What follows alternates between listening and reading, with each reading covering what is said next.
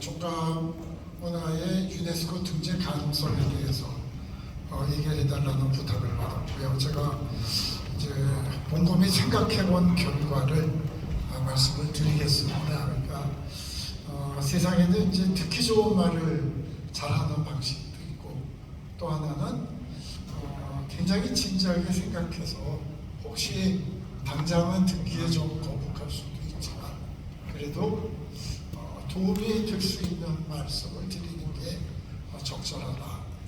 그런 접근 방법도 있는데 저는 뭐 오늘 종가 모임이니만큼 원래 선비 정신은 그런 거죠. 조금 듣기 싫더라도 말씀을 드리는 게 맞는 것 같아서 제가 좀 준비를 해온 게 있습니다. 예, 그럼 넘겨주시죠. 예, 예. 그럼 준비되는 동안에 제가 종가에 관심을 갖게 된 것은 이제 우리나라 역사책을 읽으면서 저희가 태어나고 자라던 시대에는 이제 이 조선 왕조라든지 양반, 종가 아주 부정적인 다 기억을 하고 계실 겁니다.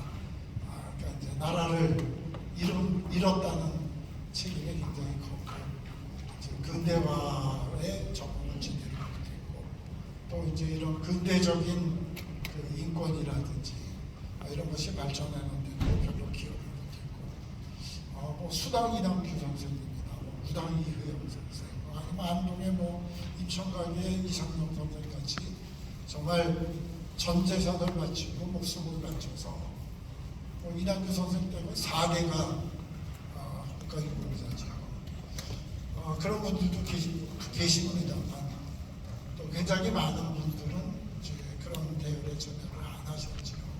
그래서 사실은 굉장히 복잡한 감정들을 가지고 있었습니다. 저희 집안도 이제 구한 말에 일제시대 들어오면서 집안이 완전히 몰락해가지고 정말 나중에는 집도 없고 끼니를 걱정할 만큼 이제 비참한 생활들을 하셨는데 이제 그래도 기계를 잃지 않고 자존심 굉장히 강하죠.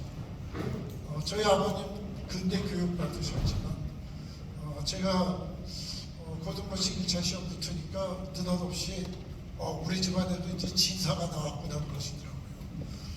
이제 제가 굉장히 당혹했는데, 그러니까 이 정치적, 역사적으로는 굉장히 이제 부정적이고 아주 엄중한 비판의식을 가지고 있고, 그러면서도 또 이 생활 감각이나 이런 면에서 또 저희 이제 고등학교, 대학교 때 읽었던 조식은 선생의 지조론도 있고 이승 선생의 땅값바디에 대한 수업도 있고, 그러니까 굉장히 그런 그 조선시대의 이런 살인들의 보면 정말 비참한 그 정치적인 패배를 당하고 그러면서도 그 기계를 잃지 않고 사람답게 산다는 게 뭔가, 백성을 위한다는 게 뭔가, 이제 이런 그 의식을 가진 분들이 계셨기 때문에 굉장히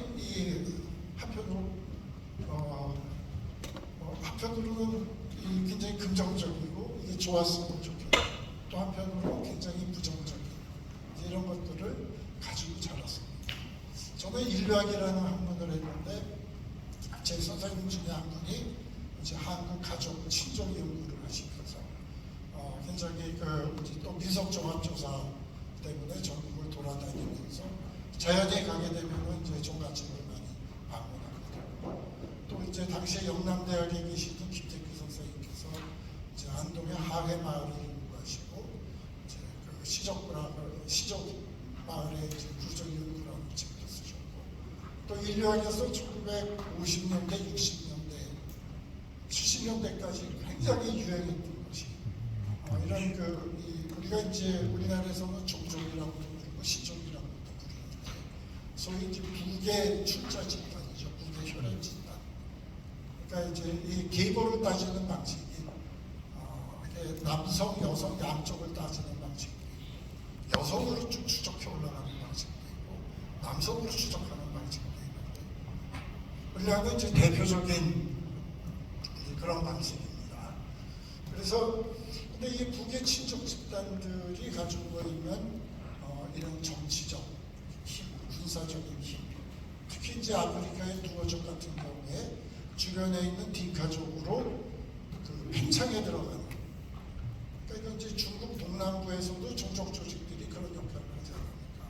왜냐하면 북의 친족 구성원들을 굉장히 쉽게 동원할 수 있기 때문에 이제 그런 힘들을 가지고 있습니다. 이런 것들을 어떻게 해석할 것인가를 두고 이제 굉장히 많은 논의들이 있었습니다. 그래서 이제 저희는 그런 나왔으니까, 예. 그래서 예, 이제 그런 것들이 있었는데, 그 한편으로는 이제 오늘 우리가 검토해야 될 것이 이제 바로 이런 것들입니다. 아마도 서원이 유네스코 세계유산 등재가 되면서 이제 굉장히 활성화가 된 것 같습니다. 아니, 서원이 되는데 종가도 돼야지 또 가능성이 있어 보이기도 하고.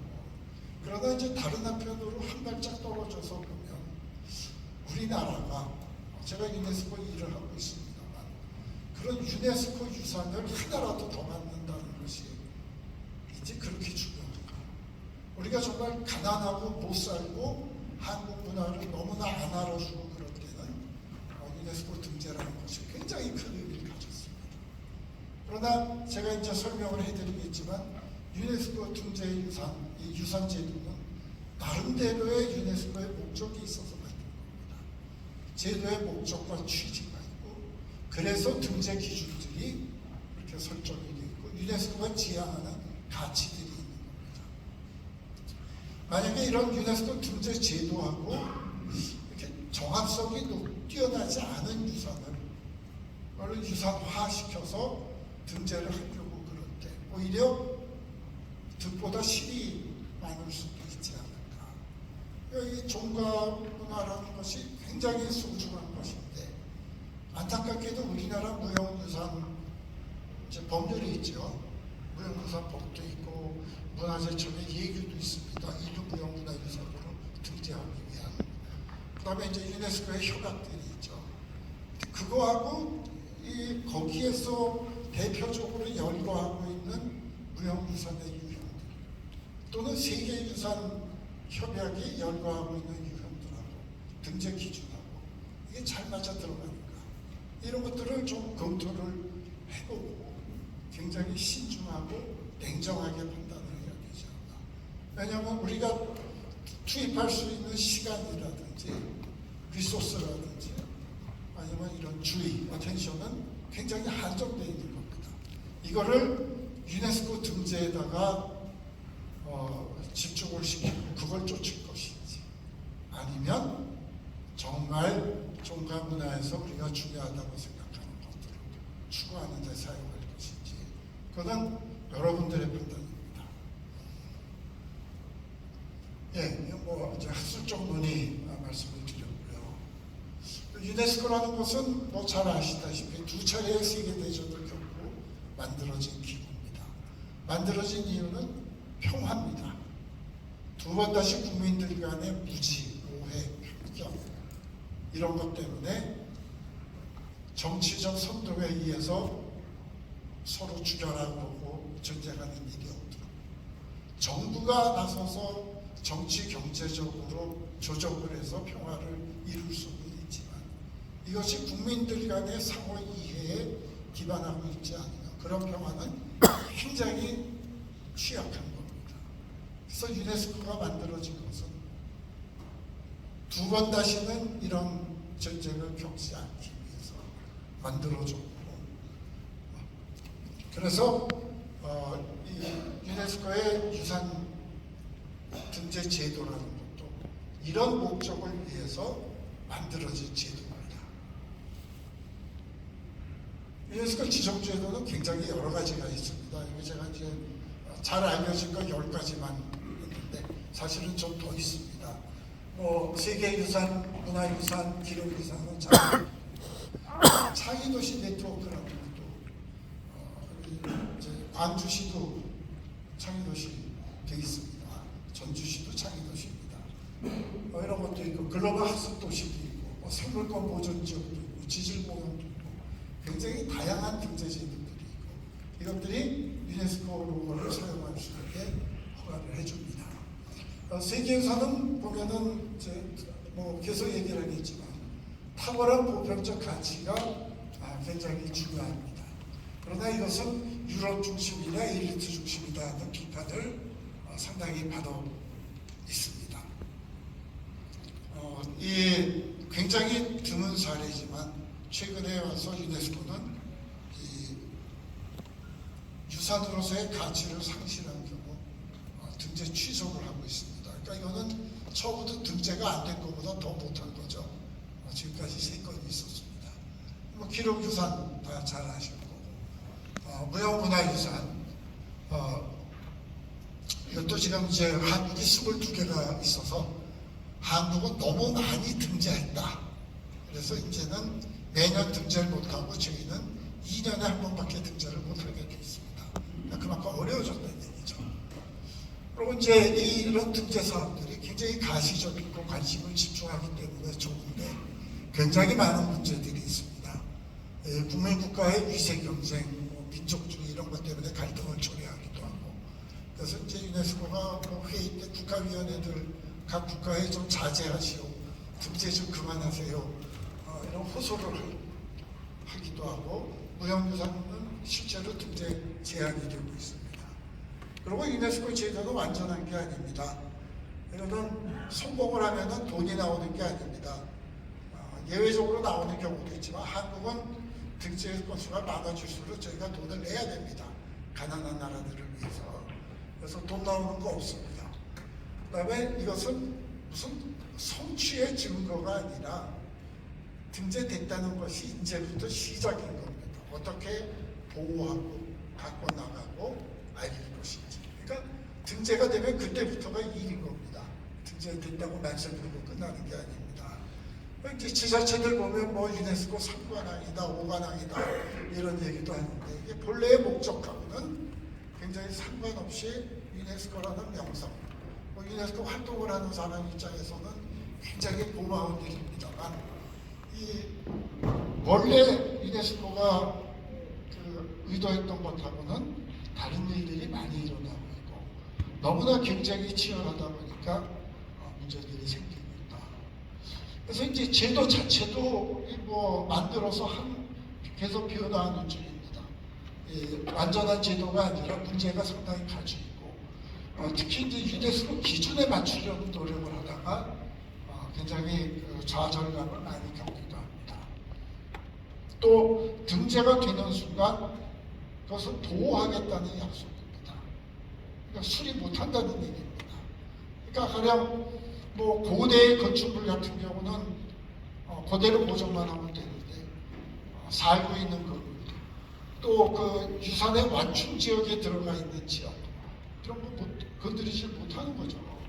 그러니까 굉장히 이 등재가 어떤 의미를 갖는가에 대한 생각도 필요한 겁니다. 가령 경주 같은 경우는 고대 신라의 유물들이 그대로 무너진 채로 그대로 보존되어 있다는 게 가치가 있다 그래가지고 유네스코에 가서 졸라서 등재가 됐습니다. 관광객이 오고 나니까 저 황동산 구축탑도 좀 새로 지어가지고 보여주고 싶고 다리도 새로 놓고 싶고 왕궁도 몇 개 짓고 싶은데 하나도 안 되는 겁니다. 그럼 실무자들은 유네스코는 원망을 합니다. 하고 싶은데 유네스코가 안 해준다. 유네스코는 본인들이 이대로 보존하겠다고 약속을 하면서 해달라고 해서 해준 것뿐인데 이런 일들이 일어나고 있는 거죠.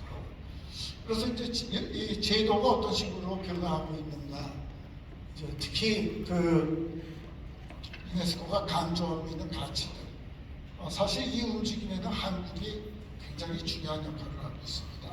잘 아시다시피 군함도라든지 사도광산이라든지 이렇게 한국 사람들을 강제로 끌고 가서 노역을 시키고 그런 것들을 전부 신청서나 설명해서 빼버리고 아름다운 얘기만 잔뜩 끼워넣어가지고 등재를 하려고 그럴 때 한국이 나서서 우리는 완전한 해석을 해줘야 된다.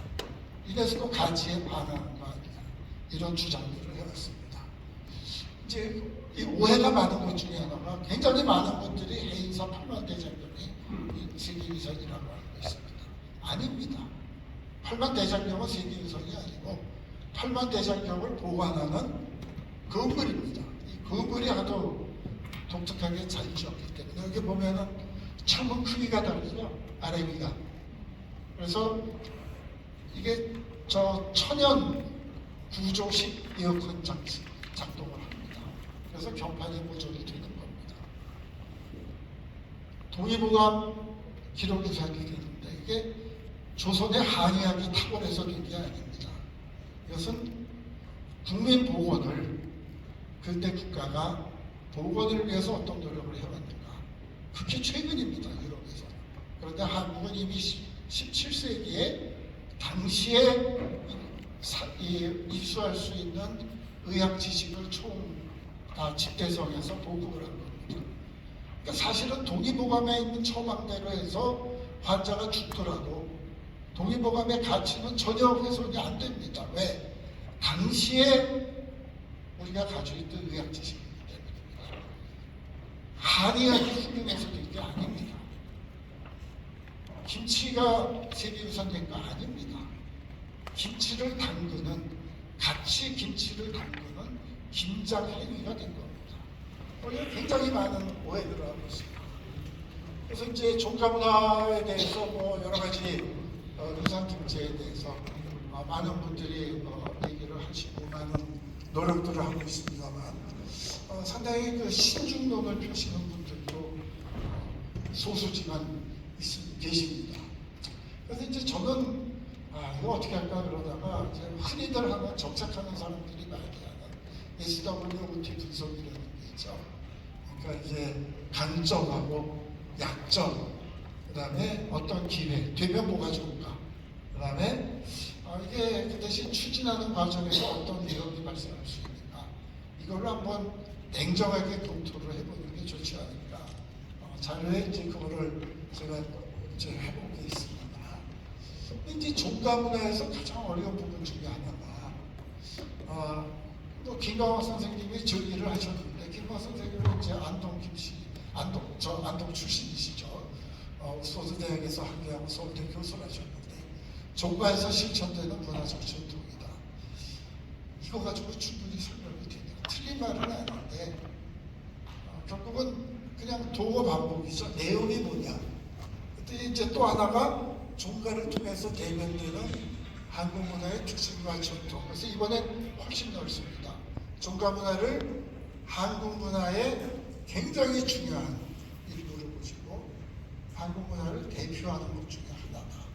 이렇게 보셨는데 사실은 이제 들여다보면 종가 문화라는 것은 종성만 들여다보면 안 되죠. 점심 때 잠깐 얘기가 나왔습니다만 종중, 문중 조직도 있고 지성촌도 있고 이게 종중원들이 튼튼해야 그러면서 이 종중원들이 종가를 귀하게 여겨줘야 종가가 기능을 하고 가치가 있는데 지금은 이제 세상이 바뀌어가지고 농촌 인구가 급감하고 있고 농업도 줄어들고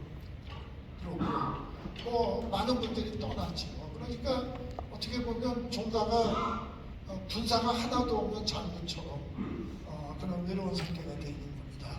물질적인 기반, 인적인 기반이 굉장히 많이 사라진 상태의 종가인 거죠.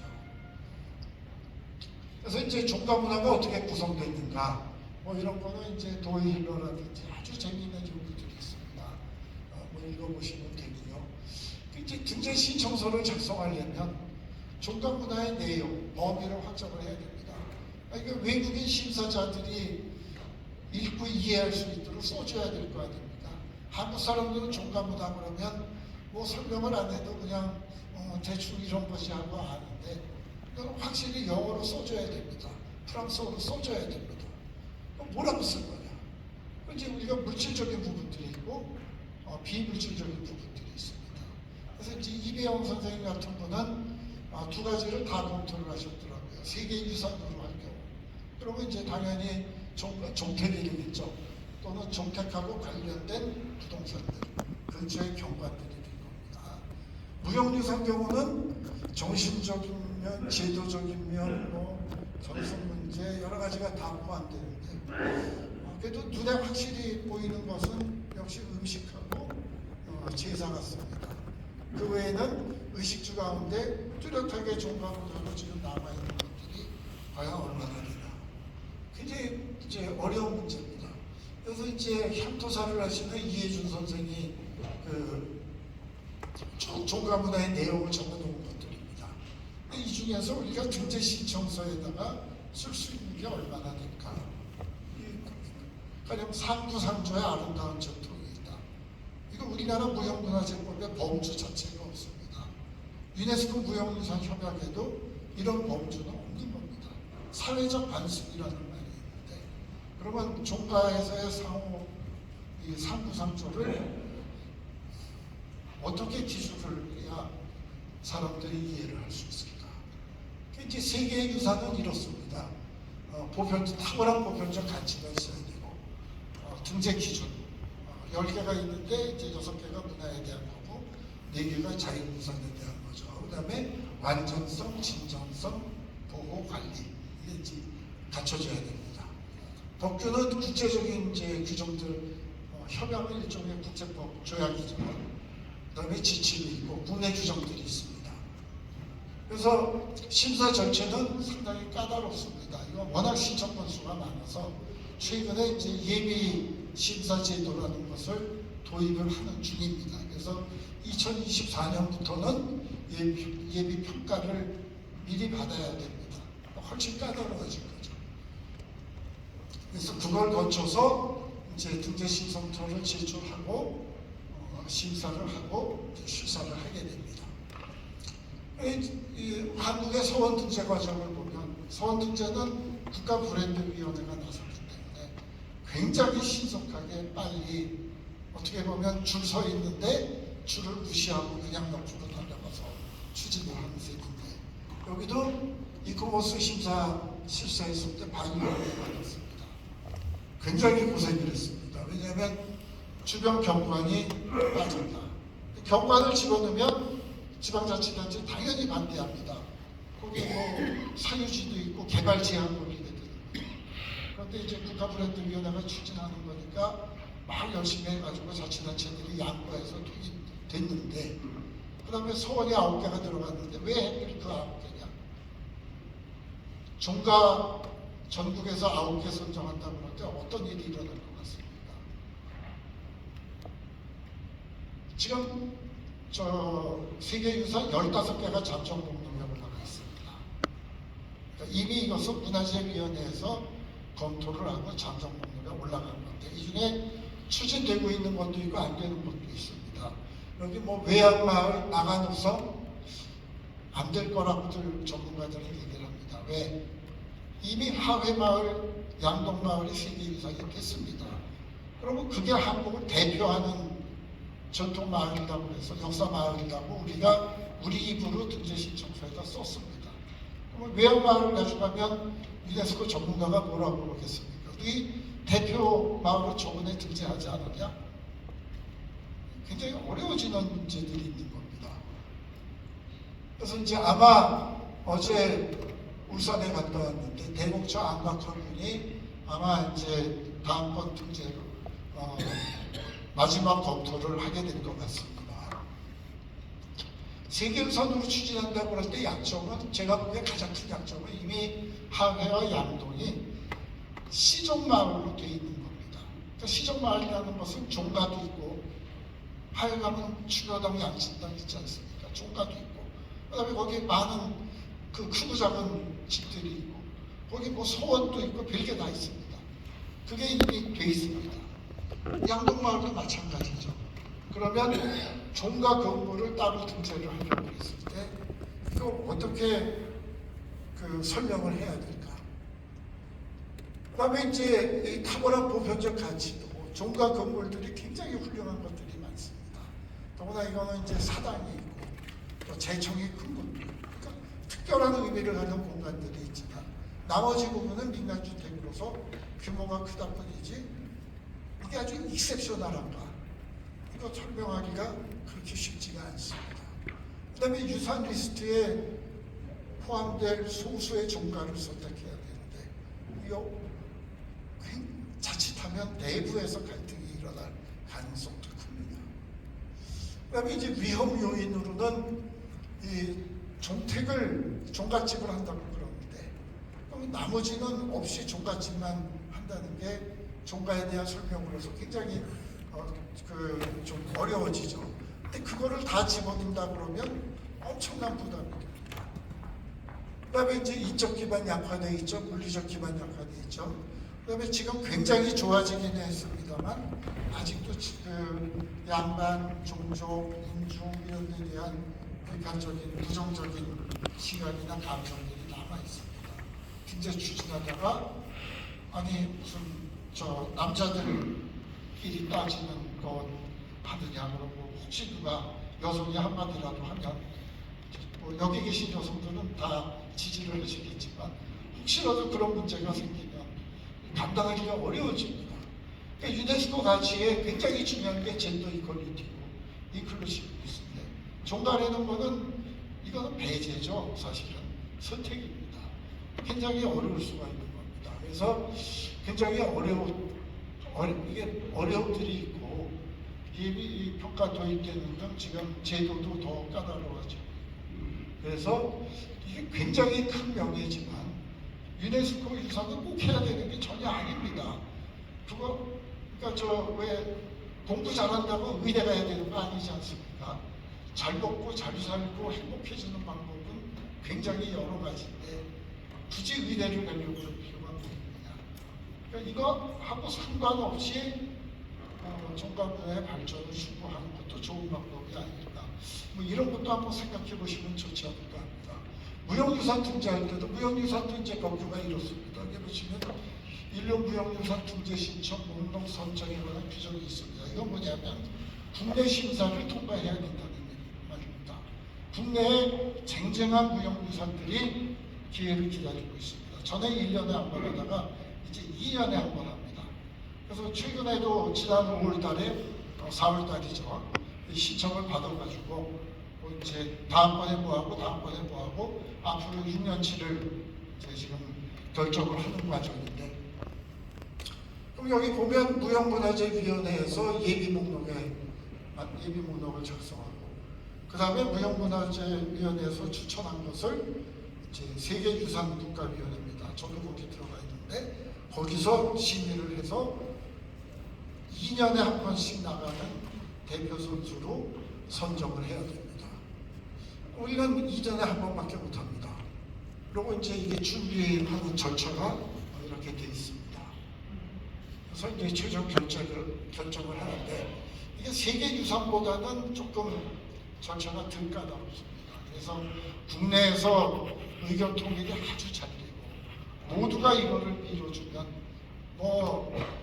다른 것들도 중요하지만 예를 들자면 국궁을 해야 된다 이런 주장도 있고 한지를 해야 된다 이런 주장도 있고 많이 있는데 종가로 의견이 집약이 되면 갈 수가 있습니다만 그게 그렇게 만만한 일은 아닙니다.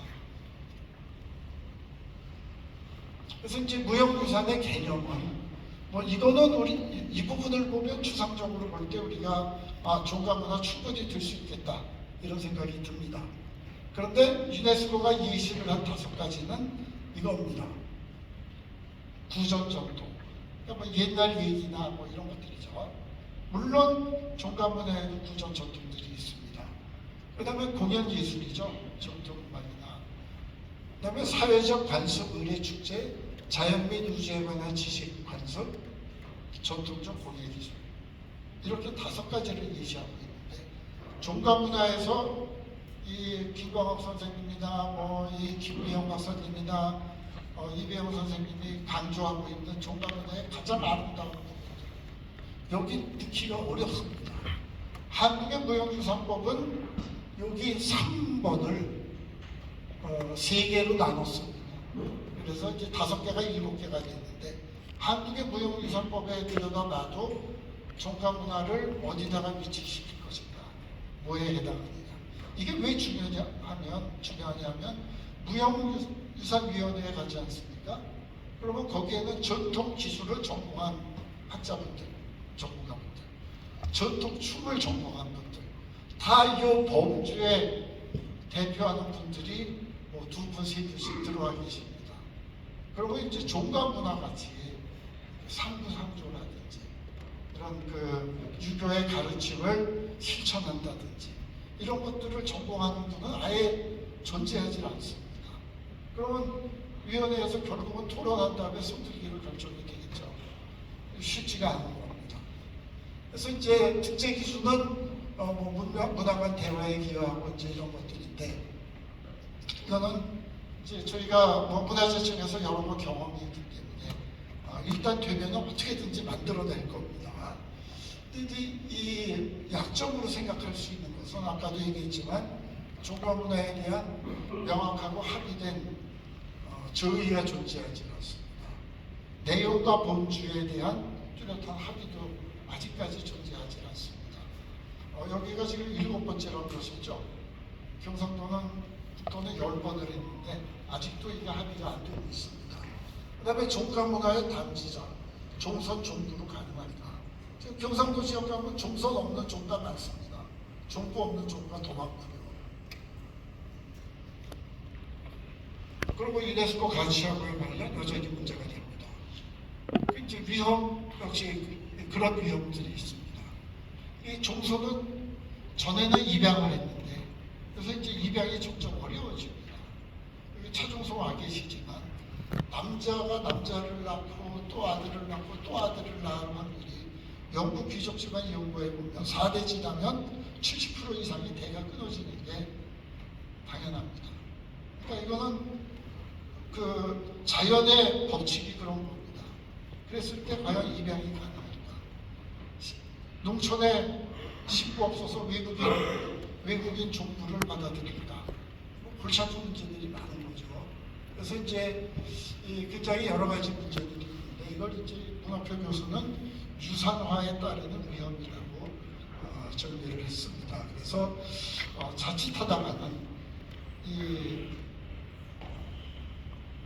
그 종가문화를 잘 발전시켜 나가다가 갑자기 세계 유산을 해야겠다 그래서 거기 맞추는 노력을 할 경우에 상당히 원래 우리가 보존하고 지키고 갖고 나가야 할 것이 무엇이었는가를 잃어버릴 수도 있다. 이제 그런 문제들입니다. 그래서 과연 이게 좋은 방향인가? 이것들을 한번 고민하셨으면 어떨까?